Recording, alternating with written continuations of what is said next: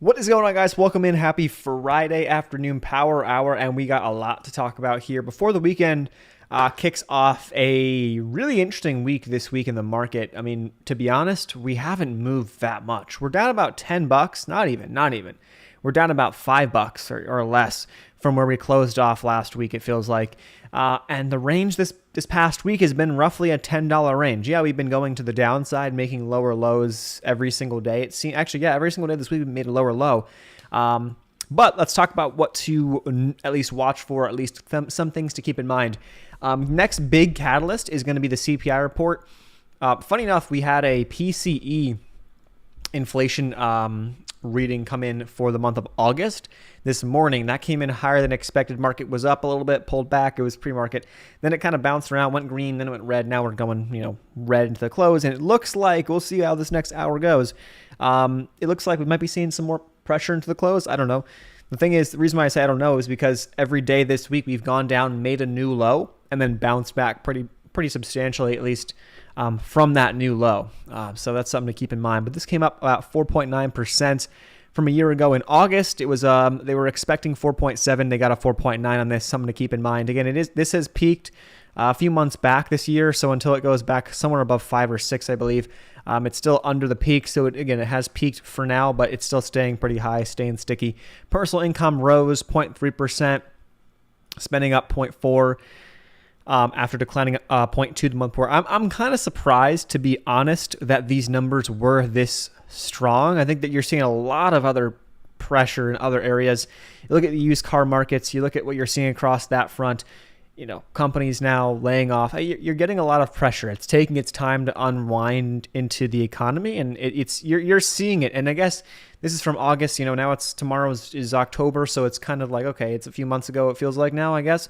But the question is going to be how this data really plays out, or at least rolls into next year, is the ultimate question. So with that said, we're looking at roughly a 50-50. Right now, a higher chance of a 75 basis point hike going into the next meeting, which is about a month away, a little over a month away. November 2nd is the next Fed meeting, and a 47% chance of a 50 basis point hike. So kind of a 50-50. And I think that September's CPI that we're going to get in October on the 13th, I believe, that is going to be the biggest catalyst to actually move these needles. Okay, like if that number comes in lower than expected, probably a higher percent chance of a 50. That number comes in higher, probably a higher percent chance of a 75. That's just where the Fed's been walking this line this year, and it's been it's been pretty predictable in terms of, at least, they're not trying to surprise. They haven't really tried to surprise us coming into these meetings. So the market's been generally ahead of that. So that's that. A couple of other things to look at really quick. First, we'll cover this, and then we'll dive into some stocks and charts and all that stuff. Put call ratio, 5-day moving average. Yesterday hit a high, or 2 days ago, hit 1.11. Yesterday finished at 1.1. Now it's down a bit. So there's actually, I guess, if you look at the put call ratios today, it's actually not as, they're coming up a little bit into the close here, which I'm not surprised as we're dumping off a little bit, but it's still staying over 1 for the most part. But they've come down off of the highs that we were seeing in some of these past couple of days.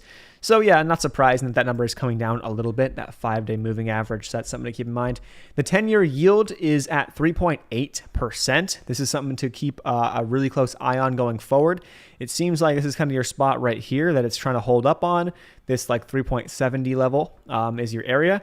We'll see if it makes a lower high. So right now, we had a relative high, or, the high up over 4%, came down pretty hard on the news of what was going on over in Europe. Popped back up from this 3.7, popped to just under 3.88. And then now you're going to see if it wants to, stair step its way back down. I don't know. We'll see. But that's something to keep in mind. Again, the 10-year has been very, very, very, very strong. Again, here's the bigger picture chart. It's trying to hold support, as you guys can see. Geez, why it's all messed up here? Let me just jump back to this.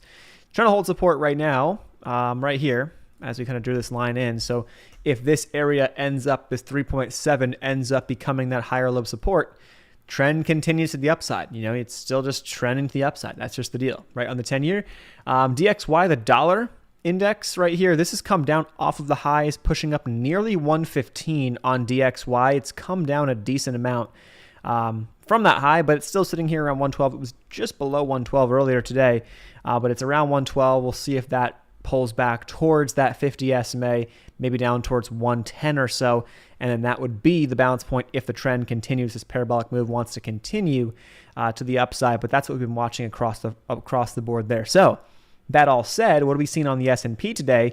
Well, if I broaden it out, and we'll get into the comments and we'll get into the chat in just 1 second. What's the trend been here? It's pretty notable. I mean, it's just lower low after lower low after lower low. And that's just been the trajectory to the downside. Okay. Every time, though, we do tend to bounce pretty hard, or at least get some sort of relief bounce off of this. And maybe we're going to get one right here into the close. We're going to see. So if we look at SPY, it came down below this 360 area of support that we had from yesterday. Let's see. Let's jump into the 5-minute chart. And yeah, look at that. So it came down, went to 359.13. Now it just bounced about $1.50. It's actually a pretty hard bounce now. We're getting at least into the beginning of power hour here. This last like 2 minutes is pretty notable move. But so this has been the trend. We'll see if it continues. And if it does, wouldn't surprise me to see SPY closing up over like 362, something like that, up into this area. Wouldn't surprise me. It was an area of support earlier today. Could be an area of resistance if we get up there again. So if that trend continues, again, we're still making lower lows. You can't deny that. But these little bounces kind of seemingly are playing with people who are, again, it's not a chaser's market. So you're looking for breakouts, you get bent over and, you're wrong, right? Boom. You try to play a breakout, boom, you're kicked down. You try to play the S&P breaking down to new lows this week. Well, maybe if you were really, really quick for a scalp, you make a few bucks and then you get slapped because we snap right back up, at least in the short term, and bounce a few dollars back to the upside. So if you're playing short-term puts, you're getting screwed there too. So you can kind of see how, this is markets. It's just been in chop mode. There's been opportunities here, but if you're kind of struggling to figure out what the hell's going on, the past week has simply just been in this range from like 360 up to 370, and that's been the deal. So we haven't gotten, a move outside of this range. The fuel is there for a short squeeze. Again, there's no guarantees that has to happen, but the fuel is there. We're very, very oversold. Look at some other indicators here. We're extremely oversold. The McClellan Volume Summation Index. This is like kind of an indication of, overbought, oversold. Very, very, it's the lowest point it's been all year. Into negative territory here. It's super, super weak, and if you just look at this oscillation, yeah, we've been in a bear market this entire year, and, we have ups and downs, right? So maybe you can expect at some point a rally back up to be this $500 or this 500 level, or maybe even 1,000 level on this. It's generally kind of where we've been. So from January, popped up here to just over 1,000, pulled back to sub 5, popped to 1,000, pulled back, came back up to 800, 900, came down towards zero in June, July, then went to 1,500. It was a pretty big bear market rally, and then now we've done the exact opposite, given it all back and some, gotten super oversold. So you can kind of see that the fluctuations, if that continues, we'll probably get one back to the upside at some point. The question really is when it comes, and then how the market reacts from there. What's the catalyst? What's the word in the street? What's the the CPI looking like? All that stuff will be the catalyst to go forward. And it's anyone's guess. You want to take a guess on. You can totally guess on the CPI and say it's going to be worse. And then the thing is, just like this morning at one point, PCE came in worse. I thought market would probably sell off harder at the open. Well, we got some gains, right? It sold off quickly, trapped those who got in shorts early this morning, had a pretty big rally back up to 366 on SPY from being down towards 360. So about a $6 rally. And then it went down to make new lows. So it's just playing games, right? It seems like that's what's been going on, at least as of late.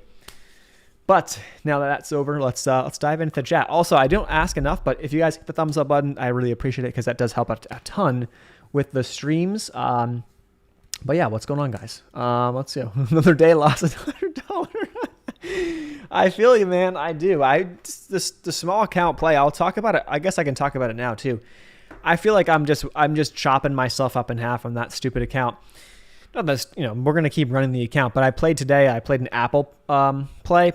Was dumb at the end. When I look back on it, I'm kind of just trying to force something that really wasn't there. But I played Apple. Here's the look at the trade breakdown. I played Apple here as it made a push up to this high. I saw higher lows. I saw this area acting as a resistance level in pre-market. It was an area of resistance yesterday as well. And I said, okay, well, if we have higher lows right here, as long as these higher lows hold, I think we can actually have a move to the upside. And the market was pretty strong at the time. And then we dipped down when it made a higher high relative to that spot.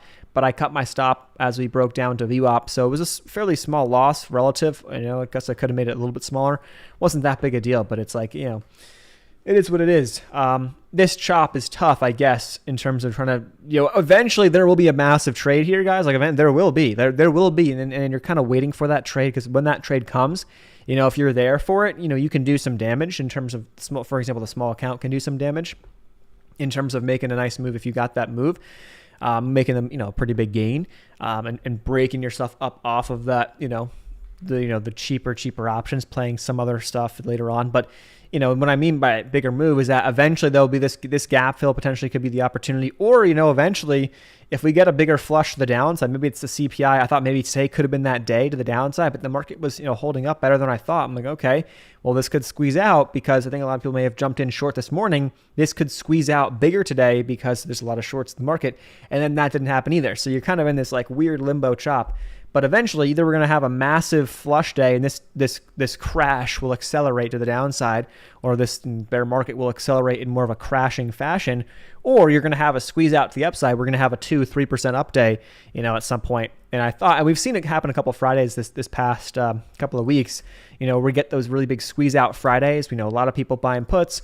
We have a lot of people who are expecting lower lows, and then we have a squeeze out, market strong. People don't want to hold shorts over the weekend, and you get an extension move into the end of the week. We've seen it happen before, but eventually, we'll probably see something like that again. Just, okay, when, right?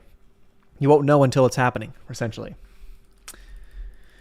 Move the TQs to January. That I've been scaling into a TQQQ position for January 2023. Mine are out of the monies. But yeah, I've been scaling into it. I don't really, the thing with the contracts of at least calls right now. Okay, the VIX is elevated a little bit. Let's look at the VIX. Where's the VIX at? No, it's actually down today, believe it or not. But the VIX is still pretty elevated on the bigger picture this year, right? It's up there. It's sort of the highs of the year. So if we do get a relief rally, the VIX will come down. It will probably kill, or at least burn some options a little bit.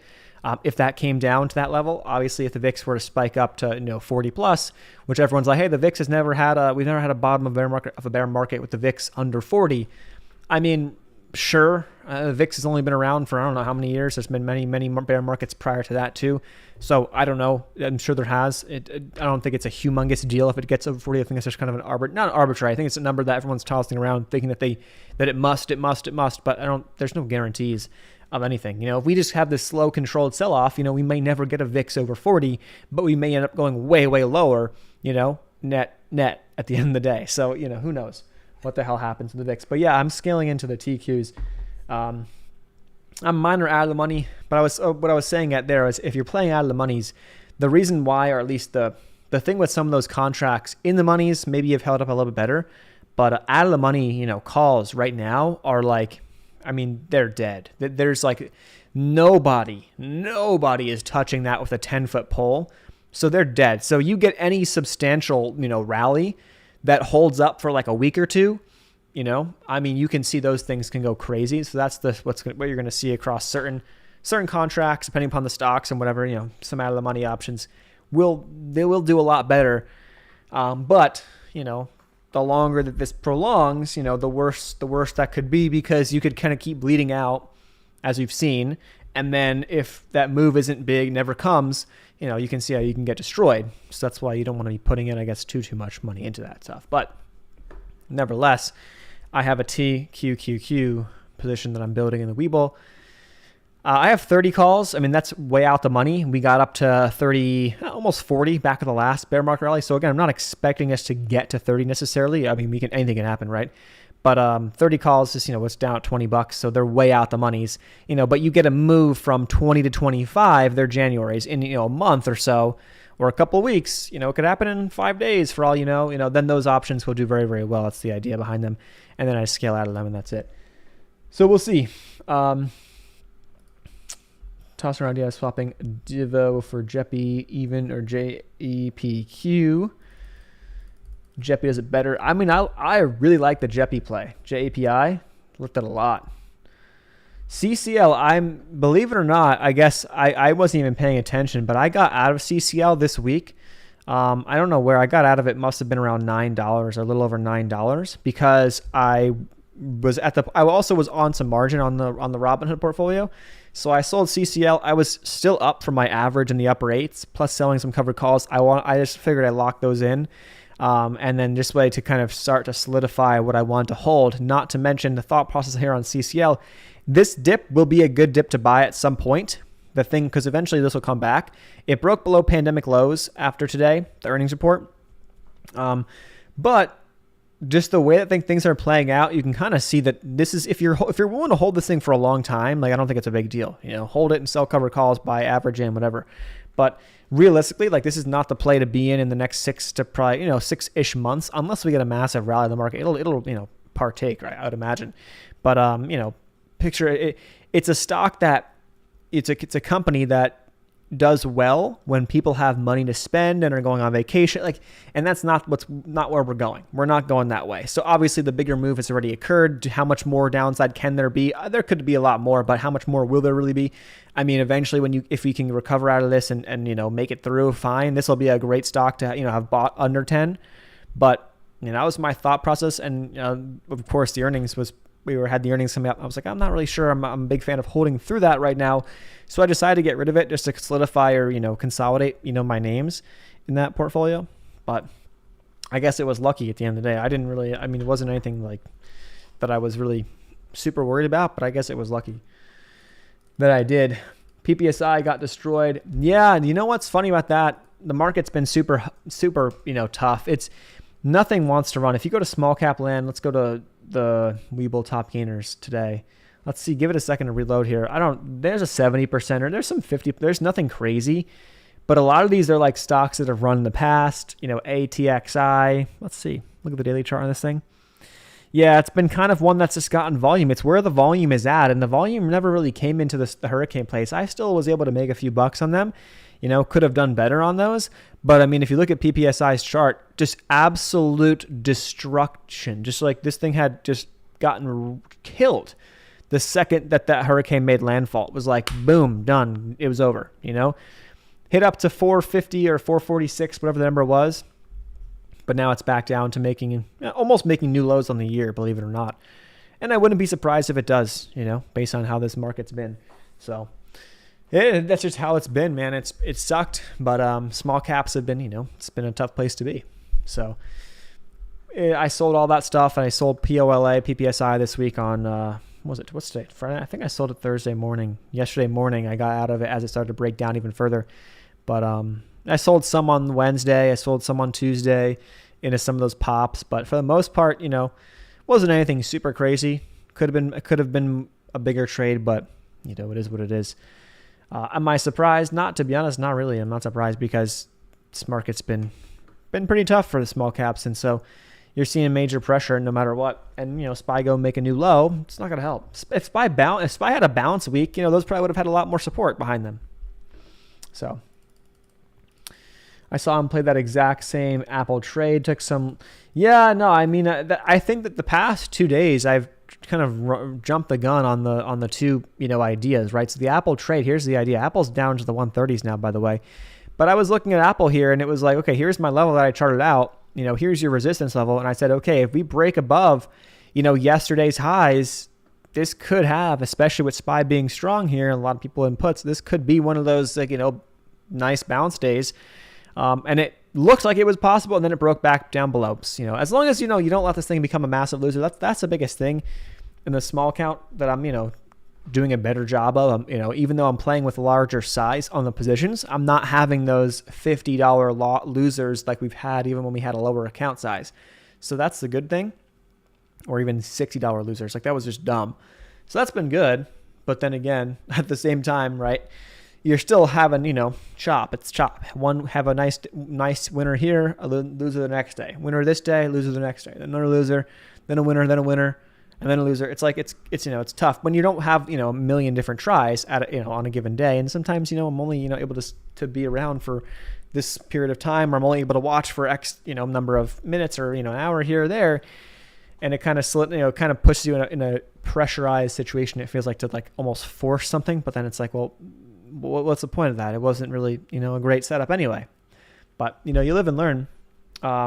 In the meantime, what I've been doing as well is just messing around, because Webull they have the, if you guys didn't know, they have options on the paper trading platform.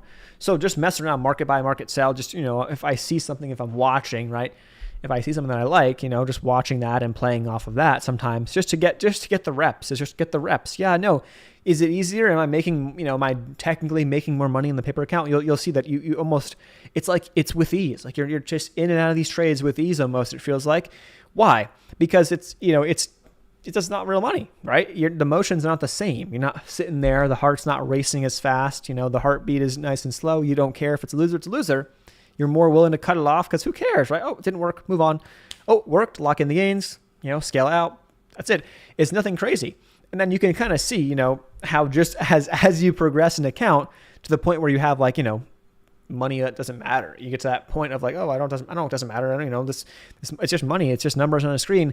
You can kind of see how those who've been doing it for a long time continue to do it with ease and essentially have that printer, on their side because it's not.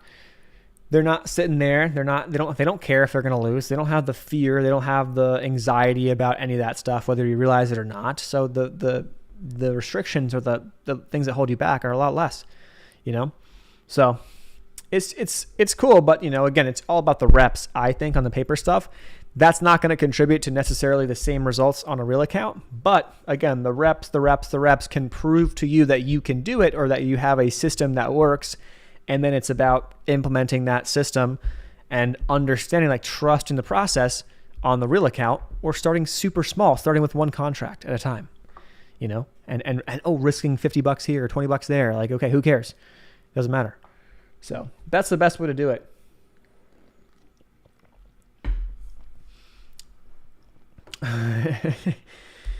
Jeppy is getting, I'm seeing too much Jeppy talk in here. Let's say again, let's see how it's doing today. It's down 0.89 today. Markets S&P is down about 0.9. NASDAQ down about 1. Believe it or not, IWM, where's IWM? Why is my IWM gone? I had it. That's weird. I guess I must have deleted it by accident. I got to add it back to my watch list.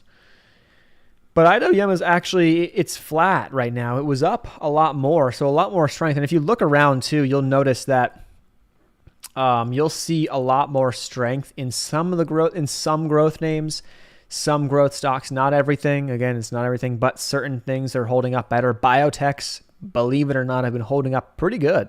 They're green today. They're up about 1.5% right now. They're coming down. They were up, XBI was up like 3-4% at one point today. Made a new high on the week, believe it or not, this morning. It's giving it back. But again, look at this outperformance really for this week. Beautiful higher lows on XBI. Yeah, it's up into this next area or this zone of resistance that we have charted out here, but up into the mid 80s. But be very, very nice. There's some relative strength there. Obviously, if the market was to just tank to 340 on SPY, XBI is going to come down with it to some degree, probably.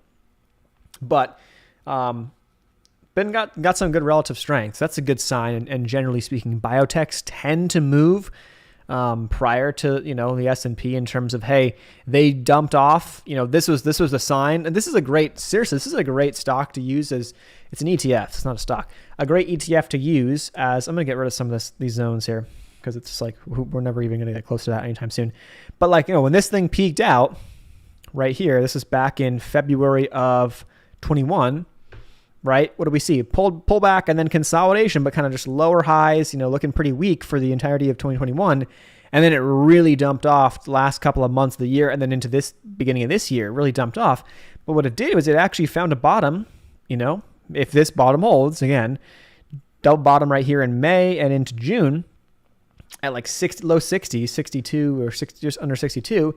And has been holding up much better since. And it kind of reminds you, or it has that similar feel to some of the growth stocks you're seeing that maybe aren't at their lows of June or at their lows of May and whatnot, and have held up a little bit better. But then again, they did get annihilated, from February of last year. So XBI from peak to trough, was down 65%. This isn't one stock. It's an ETF. It's a biotech ETF. Like that's nuts, right? In that span of time.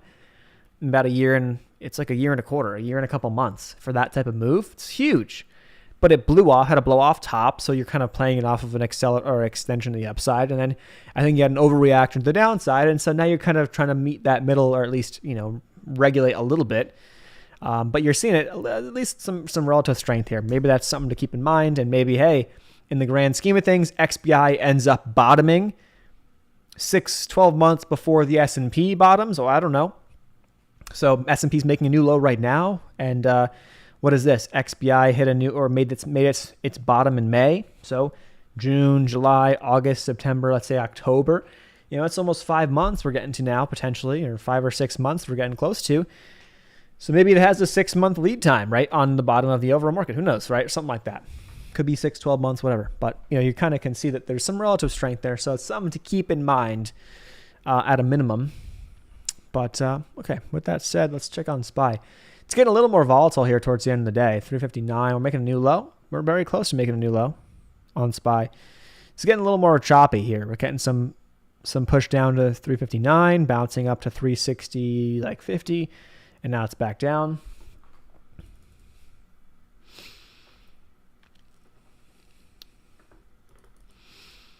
If I'd sell DIVO, I could start selling calls in JPY. I think that's a solid idea.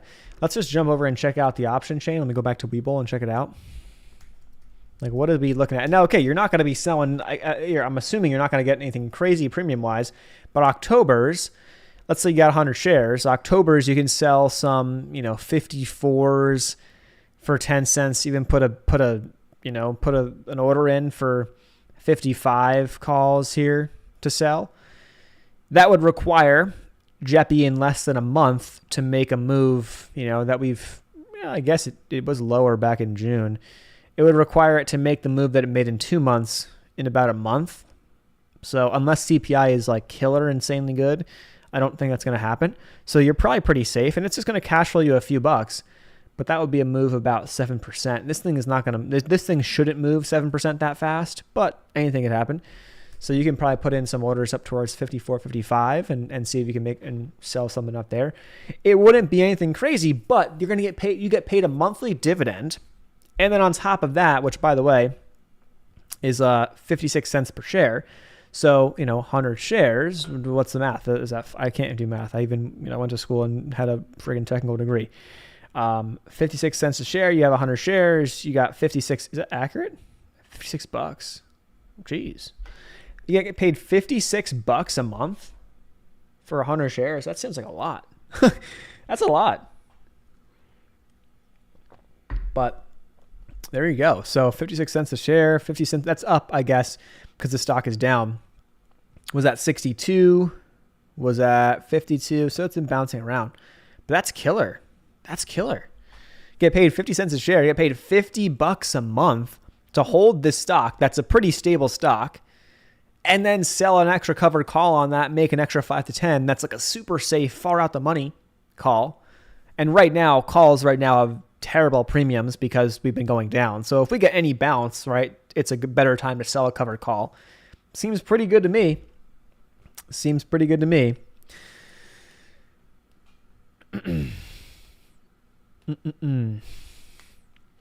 Bears keep winning. Paper trade, am I trading the paper trade managed to rack 7 million in profits starting from 100K? That's great. If only, but that thing is though, that's you see. But now the cool thing about it is that I think what's the coolest thing about that is that you can actually see, like, hey, it can be done, right? The realistic problem is that you're viewing that there's some disconnect that you're having once it comes to real money. Now, that's very, very common. It's a very, very common thing, and that's why most people never actually make it, right? But there's some disconnect when you get to real money. And so if you can actively do whatever you possibly can to figure out what that is and just start to correct that over time, it's not going to be a one-day thing. It's years, months to years upon being in the game to like ultimately, right, have a good feel and correct those things.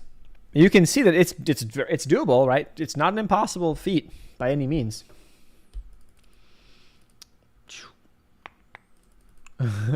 I think it's going to be, the revenge is going to be, it's when you take a step back and think about it, right? I think you got to really got to try to take a step back and stop getting super emotional about it. But it would be hilarious in the grand scheme of things if we had a big rally and that rally just kind of held on and held on and held on.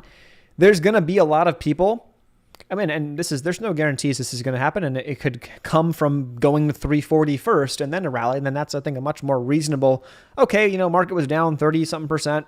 That's pretty fair. Here we can start the next leg and start to bounce. Do we have to go back to all-time highs anytime soon? Might take 2, 3, 4 years. No need, right? We can still technically start to slowly recover from there, right? That's what could happen. It's very possible into next year or some point bottoming out. But wouldn't it be hilarious if we had a really strong rally? And then I think that when you get that next rally, whenever the rally comes, we're so accustomed to what's just happened. I think a lot of people, some people are bullish. I think the people who are bullish are more so of like, I'm buying the dip because I don't care about what's going to happen next month, and that's the reality of the bullishness. I don't know.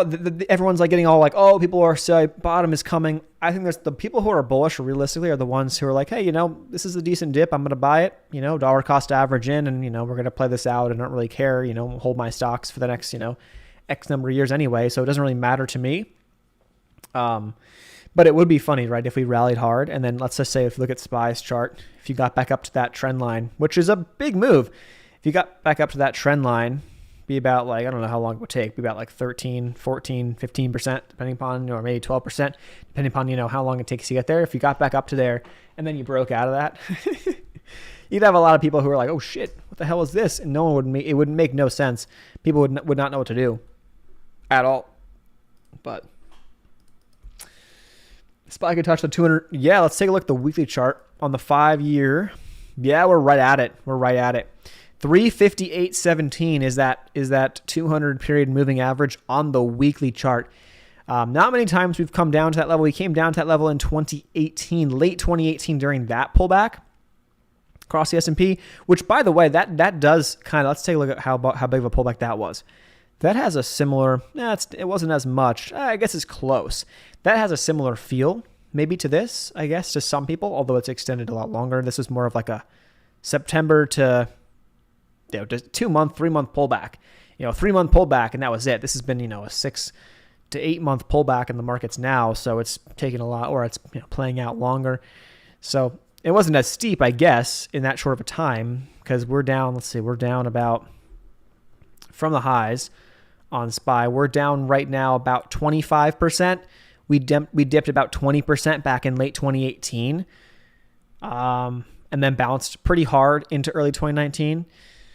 So, and hit that 200 moving average, by the way, on the weekly chart. So that's a pretty good reset, market-wise. That last time we were down there was 2016, early 2016, pulled back to there. And we've been above that level for a long time. And then you got to go back to essentially coming out of the 2008-2009 crisis, essentially.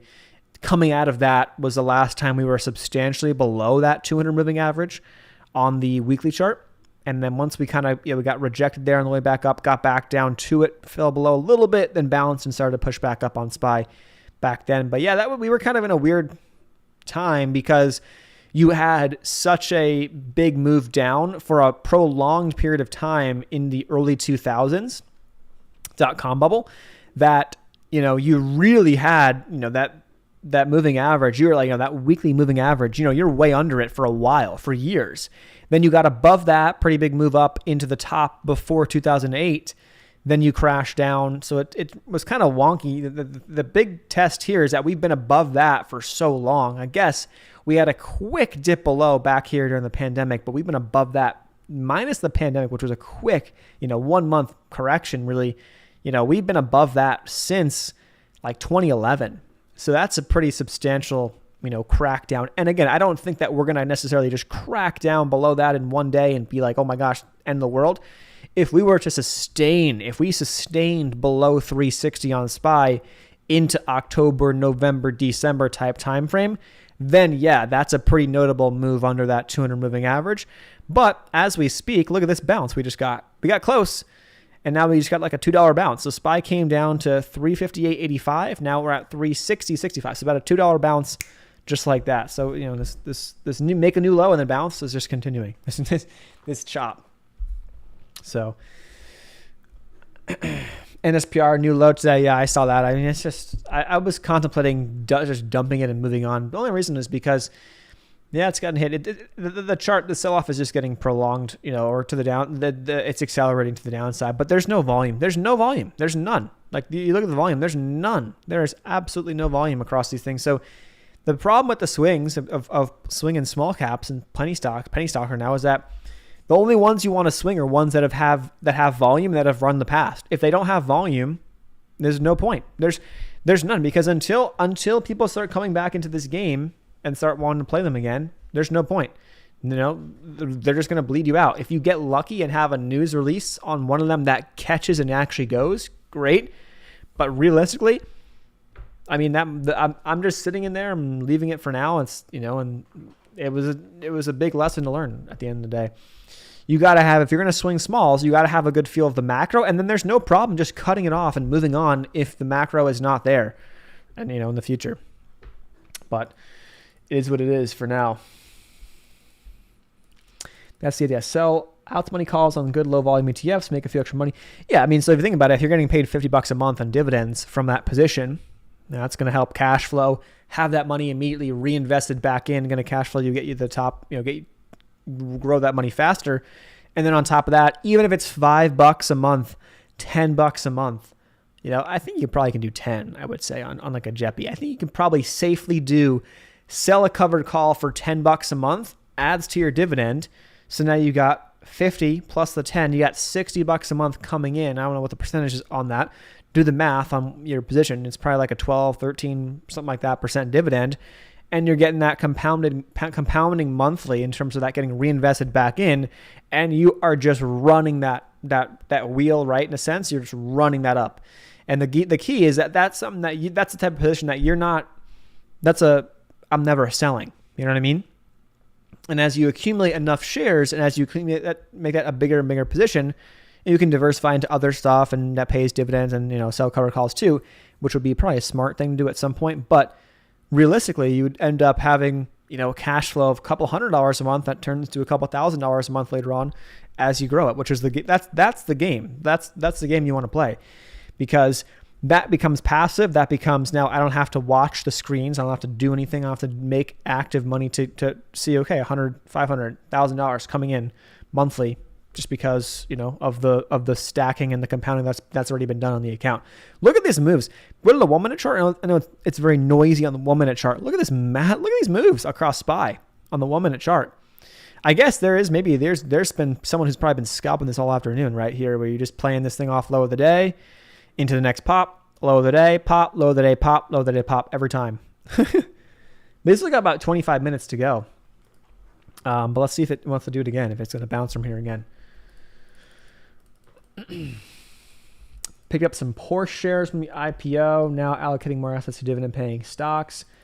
Yep. Dividend paying ETFs are very green. Those, hey, they're the cool part is that they're not going to get crushed in these bear markets. They're not going to do as good in the bulls, but you kind of have that. It's the consistency that is always going to be there. And so I think a lot of people, especially as of late, are really realizing, like, hey, that there's value in some of this dividend boomer type stuff. Like there's actual value in playing this stuff. So that's where I ultimately, as I've been saying, that's where I want to go. And you'll see, well, we're going to be moving that way soon in terms of the Webull account being the active short-term day trades. No, just not like randomly swinging, but just more so active short-term day trades. And then the Robinhood being more of like funneling money in, having maybe like a TLT type of position, or having like maybe a 3X ETF here or there. Ideally nothing crazy, to play off the medium term type of swing idea. And then having just stacking into stocks that I don't intend to sell, dividend payers, all that kind of good stuff. That's the idea. So we'll see what happens, but that's where we're trying to go. So in the meantime, yeah, I mean, it feels like that, right? But am I super surprised? This has been either what you're going to have is this is going to be like a massive a bear trap, where you're going to have us essentially on SPY for the entirety of this week, just slowly trimming down to new lows, and then you're going to have a massive bounce. or this is going to just be, a steady, just controlled sell-off that just prolongs. And people realize, you don't realize this can be prolonged. This can keep going for a lot longer than people realize. When do you expect a small rally? I expect a rally at some point, honestly, any time. I think it can come anytime. I'm not buying, next week calls for a rally, but I think it can come anytime because you're very oversold. Put call ratios, sentiment wise, you're at some of the most bearish levels that we've been at. Does that mean that you have to bounce? No, but generally speaking, this past year, we've seen some pretty good rallies, in the coming weeks off of some of these levels we were at right now. So it seems like in terms of, from a market perspective, oversold on the RSIs. Not that it matters, but RSIs are getting very oversold on the daily charts. We have tons of stock hitting new lows. You've got S&P hitting new lows. Could you undercut these lows and go a lot lower? Yeah. Everyone's betting on it, but yeah, it could happen. So I say it could happen anytime. And then the question is going to be, does that have any juice, anything to sustain it? And how it can sustain is that this is how these bear market rallies or these bottoms are developed. Now, I think a lot of people don't think this is the bottom. Fair enough. I mean, I 100% can see that, and I get it. But what I'm saying is that all of a sudden you kind of bounce up, right?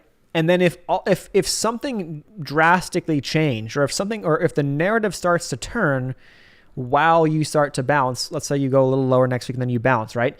If the narrative starts to turn into October, November, and now you're sitting up here 380, 390, on the S&P, and let's say there's a CPI that comes in good, the Fed said, who knows? Anything could change. So much can change, right, in a very short period of time. If the narrative starts to turn, like that's how the bottom is made. No one's going to be able to call and say, hey, this is guaranteed the bottom. You don't know until after the fact, right? And no shit. But realistically, we get a bigger move up, and then all of a sudden the macro starts to shift, and you can start to see the shift, and then there's reason to believe that, hey, we could actually go higher from here, and that's how money starts coming back in, starts to support the moves, yada, yada, yada, and the bottom is then in. But you don't know that until the time comes, so, that's why when it comes to dollar cost averaging, a lot of value in that, because you can dollar cost average and who cares? And you're always going to be in, and you're going to capitalize on some of the biggest days, which will probably come and have come right off of some of these lows.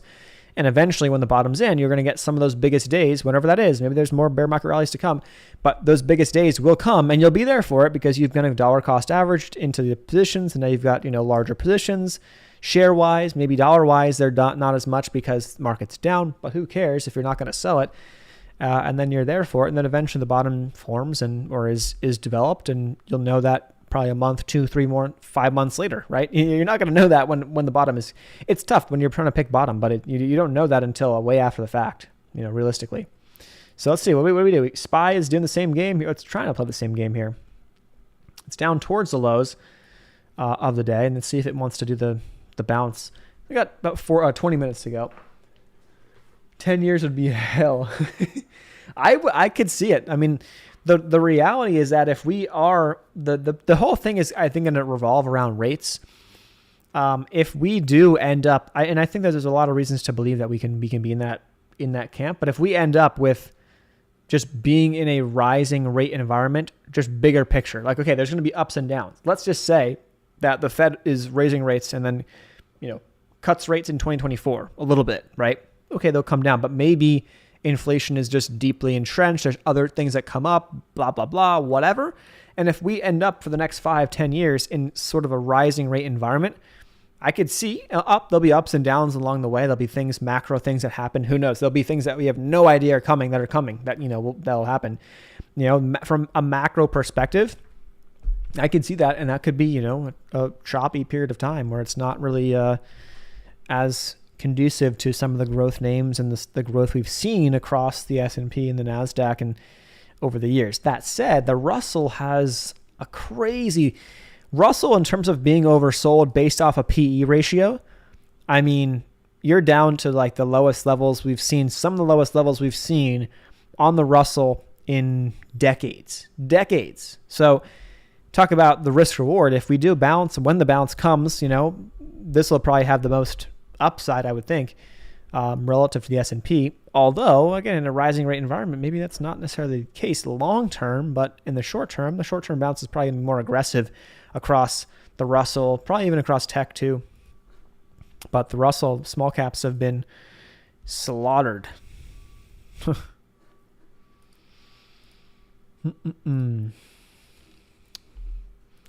Macros are tough.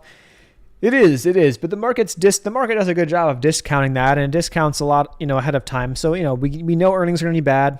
It's somewhat expected. How bad? Some stocks getting hit pretty hard, but how bad is it going to be? We'll see as the next cycle kind of plays out. We know it's going to be bad.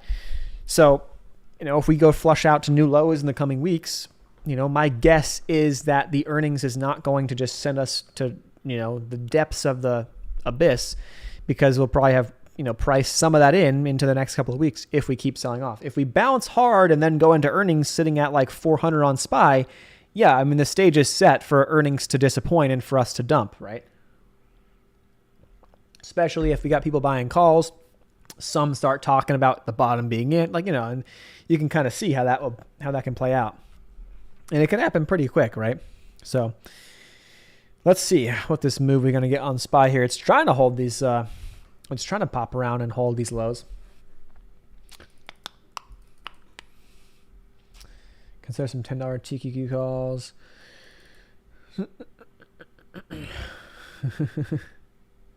Have to quick. And that's the thing. I think, and realistically, that's what I think is worth preparing for, and it's what I want to be doing myself. Not to mention, that's just what I think will be more enjoyable for myself anyway.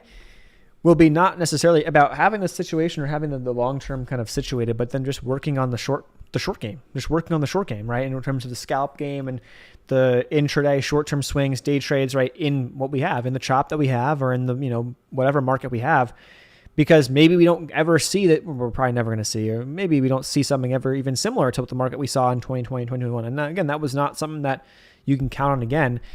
But maybe the market's just going to be like this, right, for a lot longer, and it's going to be what it is. There'll be cycles, there'll be ups and downs, there'll be sectors that heat up, and there'll be this and that. But I think there's a lot of value in learning the short game, and what I mean by that is the day trade side of things, the scalp side of things, and starting out, trying with paper money with small accounts and just testing strategies, because it's not something that I really care to do years ago or in the past couple of years, but I'm realizing that, hey, there might be more to that, especially in a choppier environment, and it's not as easy. There's less clean swings, as they say, where things kind of just work for you a bit more, and you can kind of let things kind of work, and more of it's more so just day trades, and then letting your long-term do your long-term, building solid dividend plays, stacking dividends, monthly cash flow, whatever, and selling cover calls, and building your portfolio there, that over the long term, maybe 10, 20 years from now, we go through a really solid growth phase, and then that long-term portfolio can, 5x or whatever in that time span. And at that point, you've built up a nice base, and a 5x from there is going to be killer. So, that's at least where my mind is at. It's a bigger picture, longer game type of, strategy or, thought process. But that's the thing. And just in case we go into this environment where, hey, this is not going to be easy money up and down. Because, okay, well, let me just go short. Maybe we just chop for a while, and it's not as easy as you think to just go short everything. And we kind of have these, big swings up and down, or these short swings up and down, and it's not as clean either on either side. So that's the concern of swinging and being in the swing approach, which I've been, usually that's where I'm essentially come from. But I see value in learning the day trade side too. Find your edge, dig through the data, and I bet you'll find something. I think that's what it's all about. It's the edge is the key, and so doing the small account challenge, like I said, I don't really give a crap about the dollar amounts. Again, who cares? Because it is what it is, right? But it's the data. It's figuring out the edge. It's figuring out, I suck at breakouts. I suck, whatever. I really good at supply demand and keeping it simple. This is working. Let me run with that. And, and figuring out, what you're good at, what you're not good at. And then you can have, nothing, you don't have to play with crazy size, but you can have a little printing machine for yourself there, at least something that you can, rely on once you figure it out. It takes time though. It takes time. Always an opportunity somewhere. Exactly.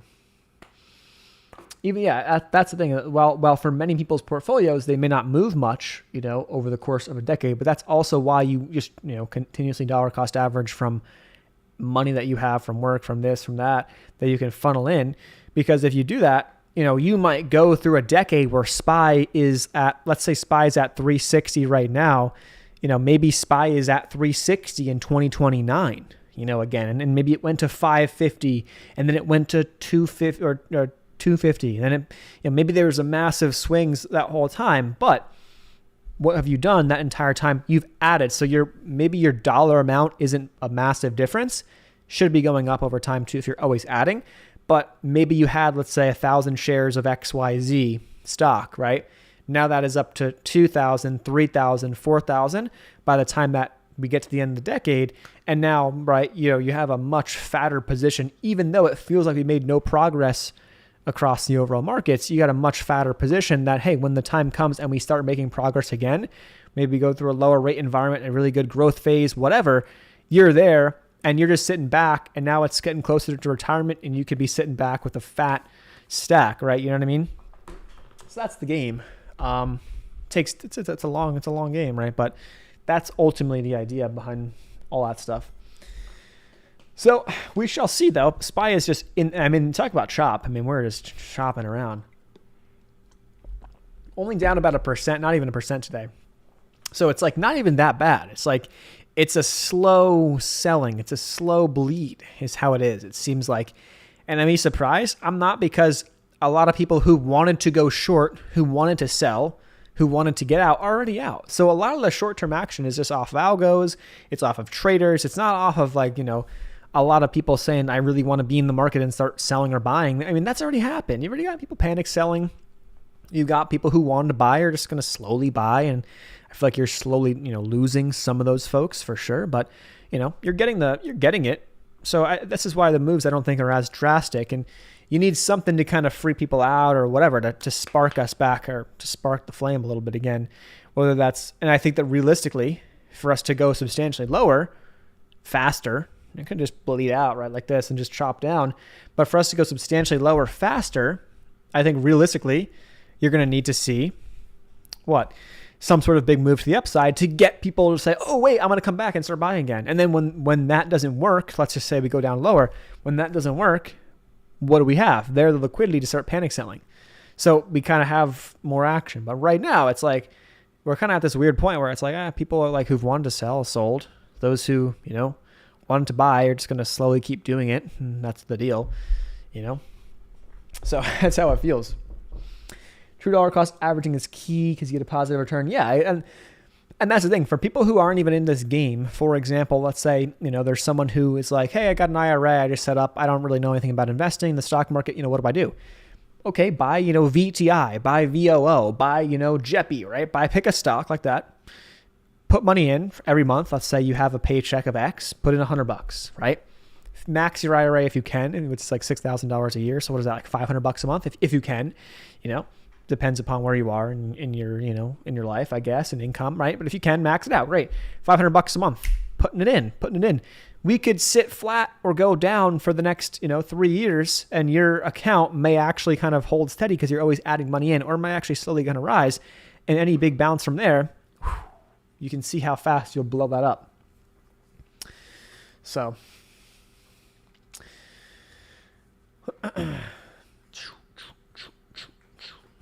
dividend growth and income is king.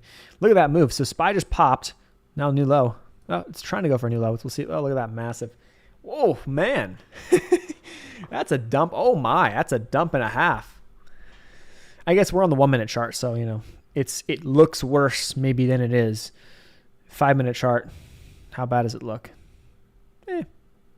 Not as bad, but still a decent dump. About about almost a 0.5% move. Yeah, it's about a 0.5% move down in the past 5 minutes. Popped to 360, got rejected there, and now dipped down to 358.40. Back on that weekly chart, the 200 moving average is at 358.17. So we're like 50 cents away from that level. Really need to learn how to straddle and strangle and straddle options because choppy actions. Yeah. Nonstop team and Zoom calls. Yes. So that's where a lot of people kind of get to that point where it's like, well, I can only watch the market for X number of minutes or X number of hours a day, or I can only come in after the fact. And so you kind of got to, and that's, part of the game, right? Everyone has to develop and figure out their own strategy, right? Based off of what, their current work balance or work-life balance, allows them to do. If we were to go risk on, Affirm, Peloton, Affirm will do well, I think, on risk on. Affirm, Peloton is, Peloton, I have no idea. I think a lot of people will be scared about that thing. But Affirm hasn't hit new lows yet, by the way. So Affirm is looking like a decent quality growth name here because it hasn't hit new lows. And I think part of this also has to do with, as you're making, pushes down, or as the economy takes a bigger hit, I'm curious how the buy now, pay later stuff will do. I don't know. You'd think that it would do well early on, but then eventually people will just be really hurting that maybe it won't do so well at some point. I don't know. I'm not sure the thesis behind it, but Affirm hit a low of 13 and down to like sub 15. It's at 18, $19. So it's, it's holding on decently. This is a good name, I think, to keep in mind, right? When the time comes, I mean, this will probably, this could double in, a couple of months quickly if we go risk on, or again, if that switch just goes on like halfway, it could go quick. Again, if the market has something to stand upon, and from June lows on Affirm, I think we've talked about this before. It did 150%. So not saying you have to catch that whole move, but if you caught, 50% of that, killer. That's killer. Going to be a 37-year-old boomer now with dividend ETFs. But I think that's what this environment has taught, or it's gonna, or not taught, but I think is getting some people to think about, right? For those who are new to the market, recently, let's just say, you look around and you say to yourself, you know what?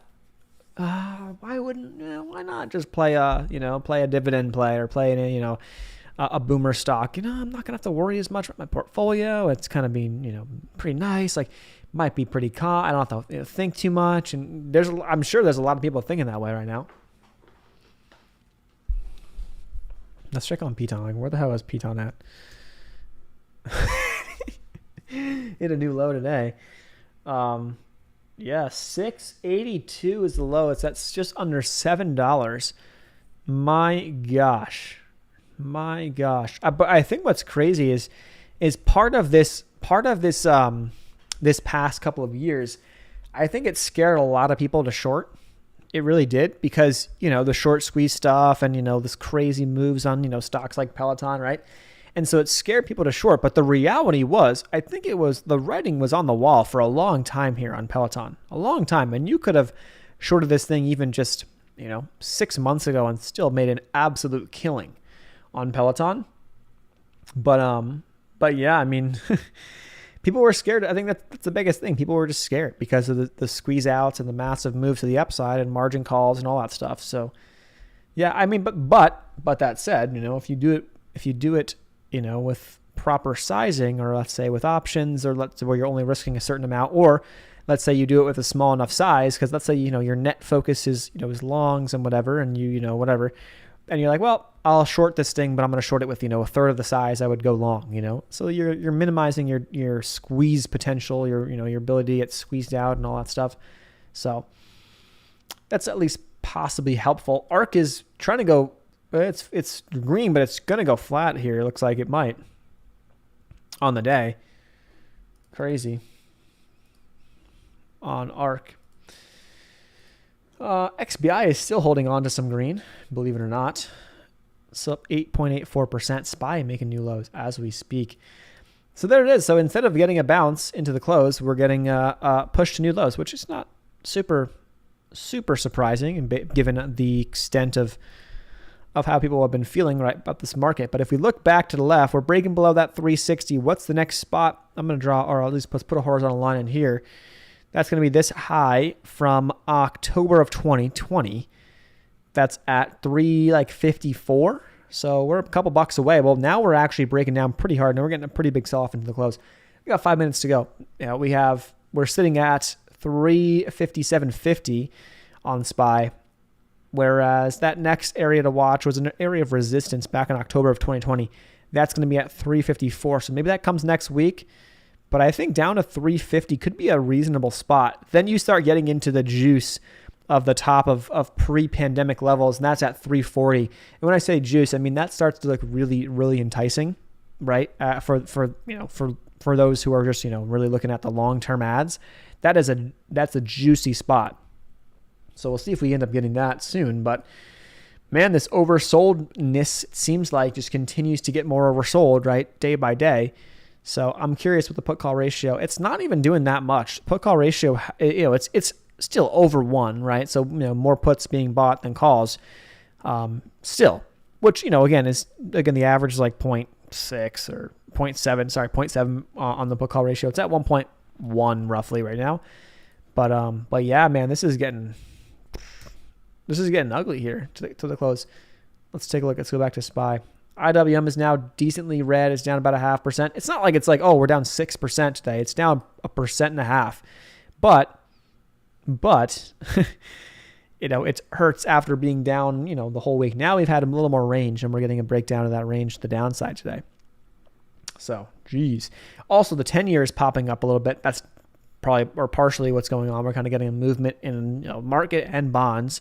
So yields are popping up a little bit again. 10-year, let's go like the 1-month chart here. 10-year is holding that 3.7 and it's pushing up. Now, a key, I don't really, again, it could break over this 3.8 and then, dip down lower. Who knows? But the key is going to be watching the 10-year here. If this establishes lower highs, who knows what it wants to do. But if that's the key to watch. This is going to be a tailwind for stocks if this can come down, but it has to come down, and it might be ahead of the Fed, behind the Fed. Doesn't really matter what it does. It's really just, is this coming down? And then, are we getting any relief in stocks? The good news is at least that the dollar DXY is not like ripping to new highs right now. It's down to 112, at least as we speak. So that's the deal. Let's see. We got 2 minutes to go. Want to snag anything here? I do kind of want to. I have cash to play with, so let me see if I can. Let's see what I can do. Labu, I don't need, that's up today. I'm not going to buy that. Soxel, I guess I could look at these and buy some of these. The only reason I'll play these is because the potential bounce on these could be, 100, 200% fast. They're way out the monies. TQs, I do like this.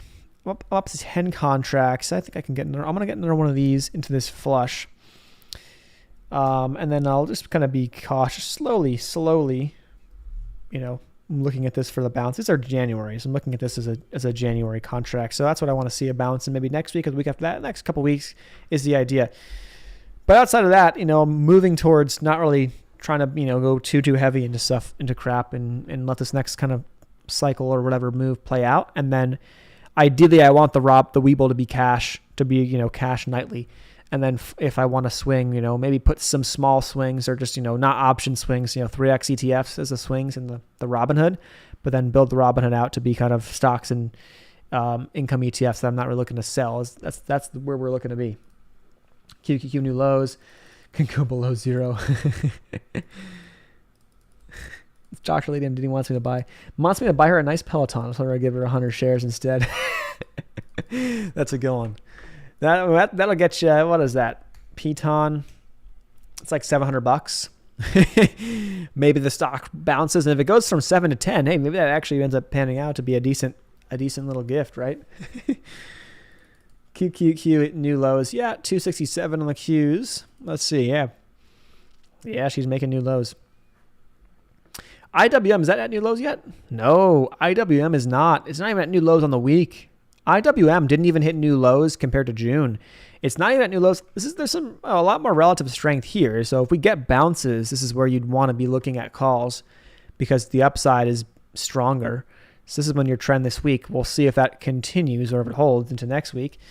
But small caps have been doing better. So the market's closed. So just like that, we're closing up shop for the day here. So finished down 0.69%, just around that 165 on IWM. QQQ finishes at down 1.7% at 267.20. SPY just north of 357 on the day. By the way, if we go back to that weekly chart, SPY has now closed below the 200 moving average on the weekly for the first time since COVID, but also if you discount COVID's crash, first time since, I believe you got to go back to, is that 2010, 2011? No, it didn't close below.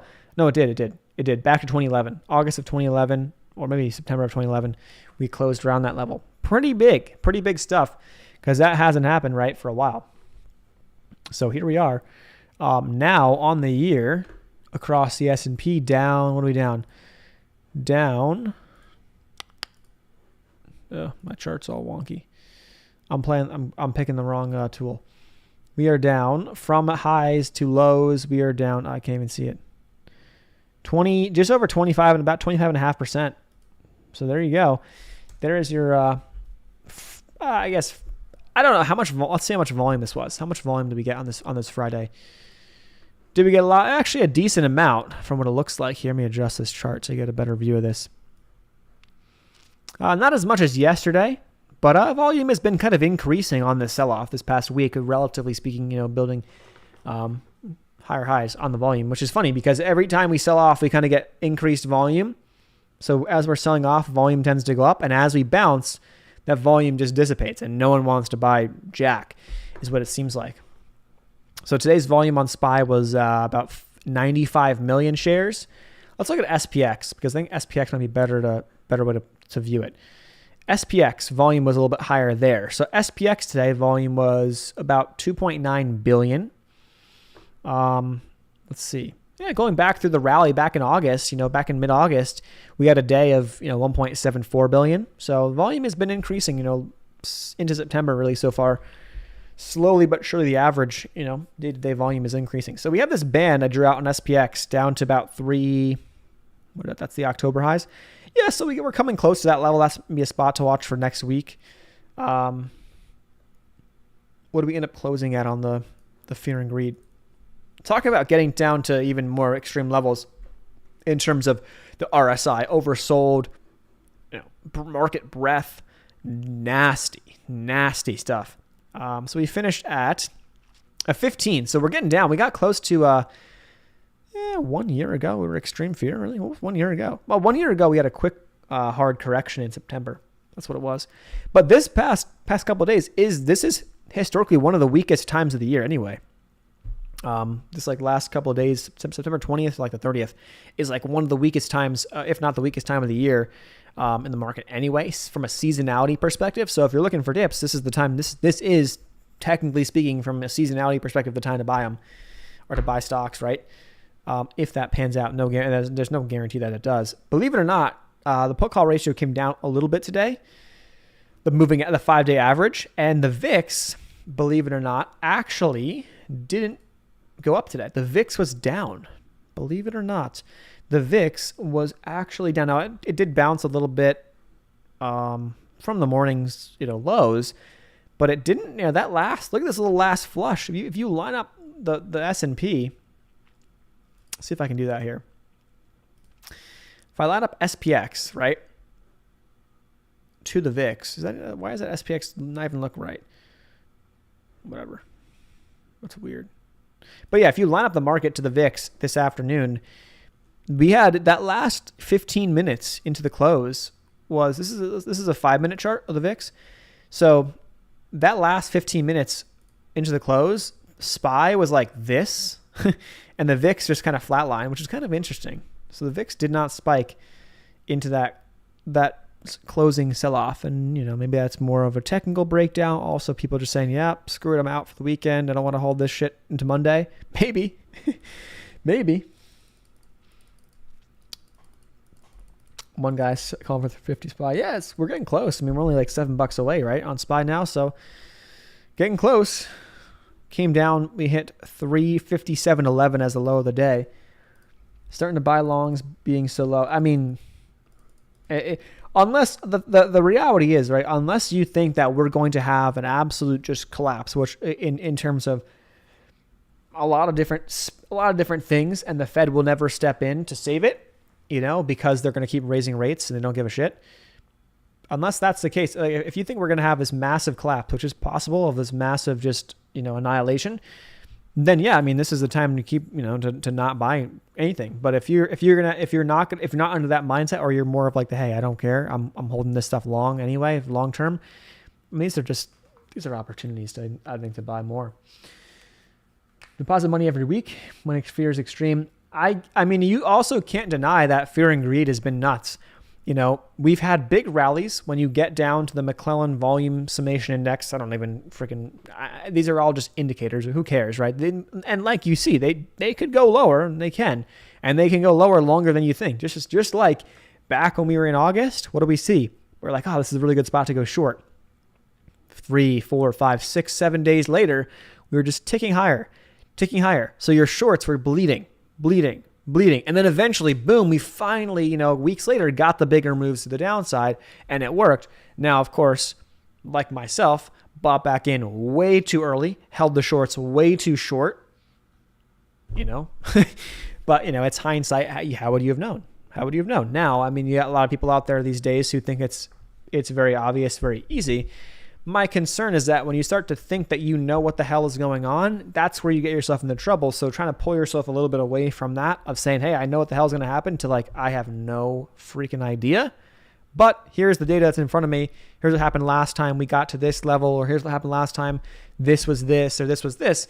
So the odds are now in my favor, or the odds are higher for X over Y. And in this case, the odds would be higher that we, in the next couple of weeks at some point, bounce rather than go to new lows, unless we do really, the floor breaks out and we get this like panic sell crash and we just keep going, the floor drops out from below and there's just no support upon the market. No one buys. It's just technical selling. It's algo selling. It's just dumping. It's possible that can happen. And then eventually you get people who were buying the dip, dollar cost averaging, who start to think, no, I'm done with that. I'm selling everything now, panicking. I'm going to go get a 4% yield over here. And I'm going to buy bonds, or I'm going to lock in at a guaranteed rate. And there's a lot of people who are thinking that, especially the older you are, right? To secure your money because you're concerned, people who are at retirement, like there's people who are going to be doing that just to say, you know what, I'm going to get me out of the market. Give me a 4% yield. I don't care. So that's something to think about as well. Maybe that's when the bottom can actually develop, or the bottom can truly form. Once people who were buying the dip dollar cost average wise, not because they were like, oh, it's super fearful, I'm going to just buy the dip because we're going to get a bounce and play the short-term bounce. Like, no, not like some of us. It's the people who are like long-term holders who are finally fed up and done, and they want all out. How many of them have gotten all out? How many of them are still there? I think there's probably a lot of people that are still there. Does that mean that we have to go lower? We have to dump them out before we can bottom? Not necessarily. Some will say yes. But there's no, just like the VIX must spike over 40 for a bottom to develop. I would love to see the VIX get stalled right here, and then we go even a little bit lower, and then the bottom comes in, and then we bounce up, and then those who, where we're back at like 400 on SPY next year, and though at some point, maybe in the future, and that everyone's still sitting back, months after a bottom's in, well, the VIX never spiked up, and then are you still short? I mean, like, what are you going to do at some point, right? So, all right, with that said, I'm going to wrap things up. Not quite on IWM, because IWM held up a lot better. It has been. So there's some relative strength. By the way, in the after hours, the market's up 0.38%. So, I guess also think about this is the last day of the month. I don't really know how much I care or that matters.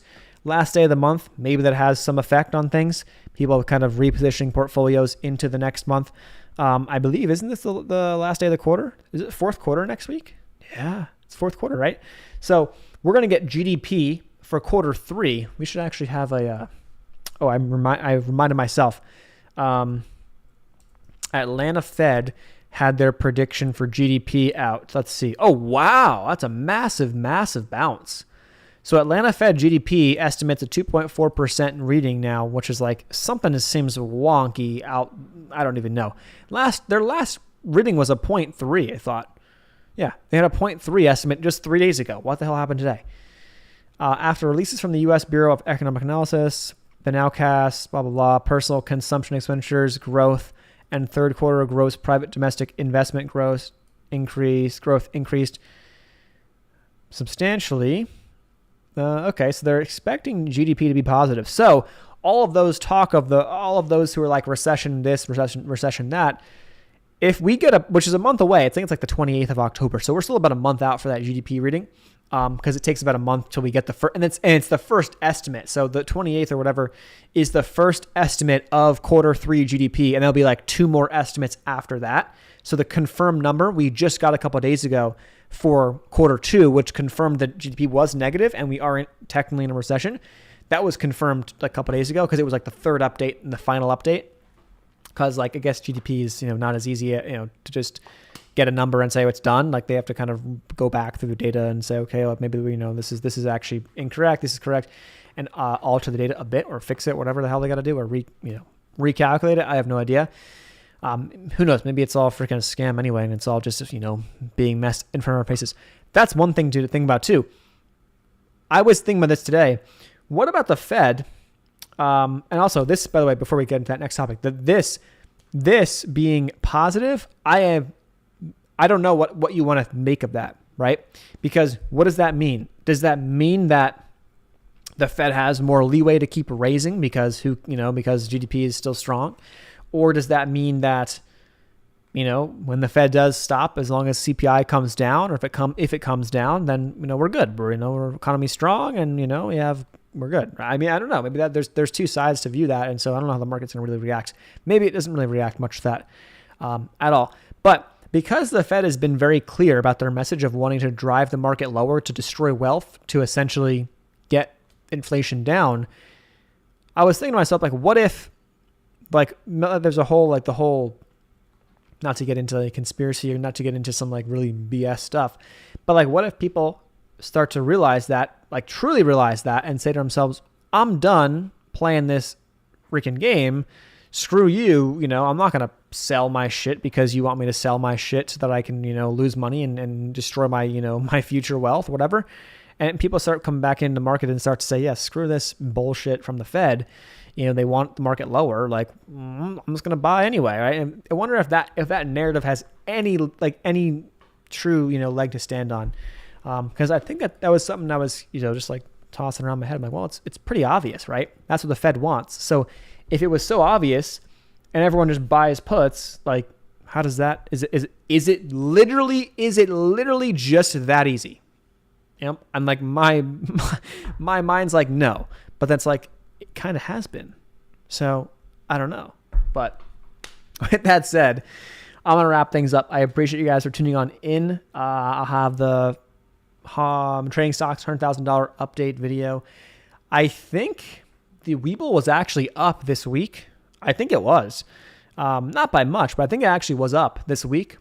Robinhood might be probably down, I'm guessing. Webull was up, I believe. The small count, I think, was maybe up a little bit or maybe down a little bit. I forget. I got to check. But we'll see. That update will be out this tomorrow. And then we'll do a live on Sunday night like usual. Next, not this week, but the next Sunday, I will not be here. We have the Austin City Limits Music Festival. So I will be Friday, Saturday, Sunday. I'll be out all day. But so there will not be a live on Friday. I mean, actually, there will be a live Friday morning. Yeah. There'll be like Friday morning. We'll do a live because I'm not going till the afternoon. We'll do a Friday morning live. And then we'll do our usual, we'll just miss Sunday of next weekend, but that's not for like a week out. But we'll see. This is getting fun. So there's a lot of stuff. Next CPI coming out on the 13th of October. So we'll see what happens when we get that. Still got some runway into that. How much priced in, not priced in. I think that depends on how much more downside we see in the short term. But with that said, I appreciate you guys for tuning in. Thumbs up button on the way out, and I will see you in tomorrow's video or a future stream, whatever. But again, how can it be that easy? I don't know. It's mind-blowing to me. It is mind-blowing to me that it has literally been that easy. There could be something coming down the pipe. I don't know, but it has been pretty surprising that it's been that easy. With that said, take care, guys. Have a great weekend, and I will see you soon. Peace.